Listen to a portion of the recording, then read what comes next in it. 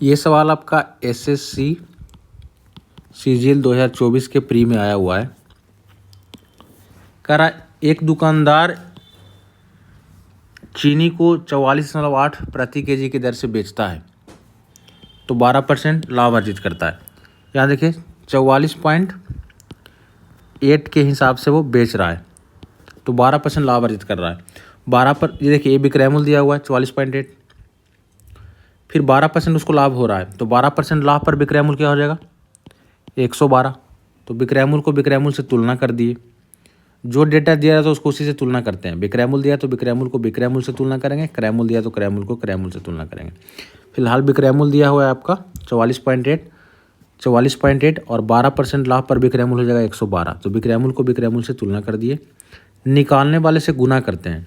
तो कह रहा है कि पानी के रिसाव के कारण 1/5 हिस्सा चीनी खराब हो जाता है। 5% लाभ प्राप्त करने के लिए शेष चीनी का प्रति केजी विक्रय मूल्य क्या होगा। मान लेते हैं हम कि ये डेटा मेरा नहीं दिया हुआ है। पानी के रिसाव के कारण 1/5 हिस्सा चीनी खराब हो जाता है, ये नहीं दिया हुआ है।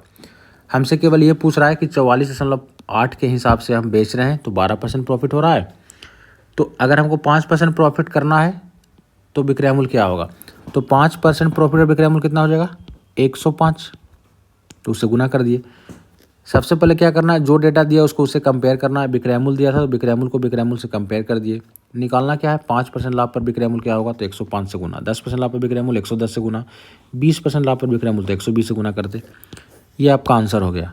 कब, जब ये डाटा बीच का नहीं दिया रहता, आपको केवल इतना ही दिया रहता है कि 44.8 के हिसाब से हम बेच रहे हैं तो 12% लाभ हो रहा है, 5% लाभ पर हम कितना में बेचेंगे चीनी को, तो ये आंसर हो जाता है आपका। लेकिन आपका यहाँ फिलहाल एक डेटा बीच में और दिया हुआ है।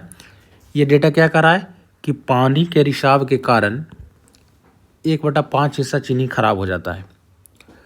तो इसका क्या करना है, यहाँ ध्यान दीजिएगा। अगर 1/5 हिस्सा चीनी खराब हो जा रहा है तो शेष आपके पास कितना चीनी बच रहा है 4/5 हिस्सा चीनी बच रहा है। ठीक है, बच कितना रहा केवल वो देख लेना है और जितना भी बचेगा उसके उल्टा से इसमें मल्टीप्लाई कर देना है। यानी 4/5 है तो 5/4 से मल्टीप्लाई कर देना है। आपका आंसर तैयार है। ठीक है, यहाँ देखिए दशमलव हटाएंगे, 0 नीचे आ जाएगा, 12 × 48 4 से कट जाएगा, 4 से ये 4 कट गया, ऊपर कितना आ जाएगा 525,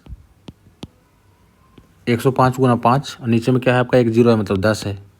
आंसर क्या आएगा 52.5। ठीक है, तो सबसे पहले क्या करना है, आपको ये मान के चलना है कि ये डेटा आपका दिया ही नहीं है जो ख़राब होने वाला हिस्सा है, आपको जनरली निकाल लेना है। उसके बाद लास्ट में उसका उपयोग करना है। लास्ट में करेंगे क्या, 1/5 खराब हो रहा है मतलब क्या बच रहा है मेरे पास 4/5 बच रहा है, तो बस 4/5 के उल्टा से मल्टीप्लाई कर देंगे और आंसर आ जाएगा। चलिए इसका एक दूसरा तरीका आपको बताते हैं। एक इसका दूसरा तरीका भी है, वो इससे भी ज़्यादा ईजी है। कह रहा है कि एक दुकानदार चीनी को 44.8 के हिसाब से बेच रहा है तो 12% उसको लाभ हो रहा है। बाद में उसको 5% लाभ अर्जित करना है। पहले लाभ कितना है 12%, तो 12% लाभ पर विक्रय मूल्य कितना हो जाएगा 112। बाद में लाभ उसको कितना लेना है 5% लेना है, तो 5% लाभ पर विक्रय मूल्य कितना हो जाएगा 105। ठीक है, आप देखिए कह रहा है क्या कि 1/5 हिस्सा चीनी खराब हो गया है।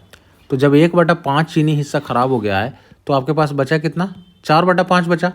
4/5 का सेंस क्या है कि पहले आपके पास 5 था, अब आपके पास 4 बच रहा है। तो पहले आपके पास कितना था 5 था, अभी कितना आपके पास है 4 है। बस इसका रेशियो निकाल देना है।